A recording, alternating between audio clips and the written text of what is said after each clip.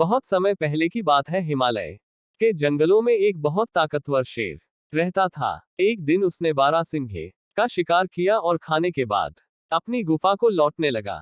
अभी उसने चलना शुरू ही किया था कि एक सियार उसके सामने दंडवत करता हुआ उसके गुणगान करने लगा। उसे देख शेर ने पूछा, अरे तुम ये क्या कर रहे हो? सियार बोला, हे जंगल के राजा, मैं आपका सेवक बनकर अपना जीवन धन्य करना चाहता हूँ। कृपया मुझे अपनी शरण में ले लीजिए और अपनी सेवा करने का अवसर प्रदान कीजिए। शेर जानता था कि सियार का असल मकसद उसके द्वारा छोड़ा गया शिकार खाना है, पर उसने सोचा कि चलो, इसके साथ रहने से मेरे क्या जाता है, नहीं कुछ तो छोटे मोटे काम ही कर दिया करेगा। और उसने सियार को अपने साथ रहने की अनुमति दे दी।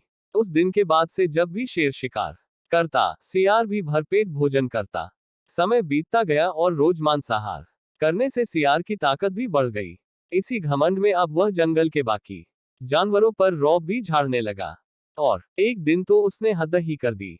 उसने शेर से कहा, आज तुम आराम करो, शिकार मैं करूंगा और तुम मेरा छोड़ा हुआ मांस खाओगे। शेर यह सुन बहुत क्रोधित हुआ, पर उसने अपने क्रोध पर काबू करते हुए सियार को सबक सिखाना चाहा। शेर बोला, यह तो बड़ी अच्छी बात है, आज मुझे भैंसा खाने का मन है, तुम उसी का शिकार करो। सियार तुरंत भैंसों के झुंड की तरफ निकल पड़ा और दौड़ते हुए एक बड़े से भैंसे पर झपटा। भैंसा सतर्क था।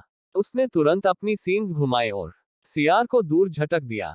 सियार की कमर टूट गई और वह किसी तरह घिसकते हुए शेर के पास वापस पहुंचा। शेर बोला, किया हुआ भैंसा कहाँ है? सियार गिड़गिड़ाते हुए बोला, हुजूर, मुझे क्षमा कीजिए, मैं बहक गया था और खुद को आपके बराबर समझने लगा था। धूर्त, तेरे जैसे का यही हश्र होता है। मैंने तेरे ऊपर दया करके तुझे अपने साथ रखा और तू मेरे ऊपर ही धौंस जमाने लगा। और ऐसा कहते हुए शेर ने अपने एक ही प्रहार से सियार को ढेर कर दिया।